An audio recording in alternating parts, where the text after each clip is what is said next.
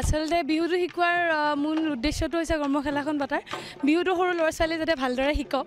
ভালদৰে জানক বিহুটো যিহেতু আমাৰ এটা জাতীয় বিহু আমাৰ অসমৰ